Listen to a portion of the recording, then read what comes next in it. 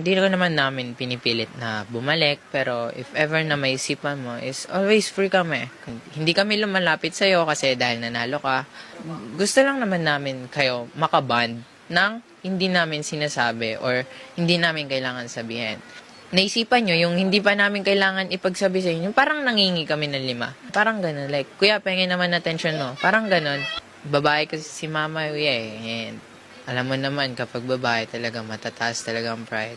Kailangan talaga natin mag-adjust. Ayun talaga gawain ng lalaki is parang mag-adjust na lang and babaan na lang natin yung pride natin para tapos na ang gulo. Ang ayaw lang kasi ni mama is yung kami lagi nalapit para sa attention niya, which is mali naman talaga. Siyempre dapat may kusa ka rin.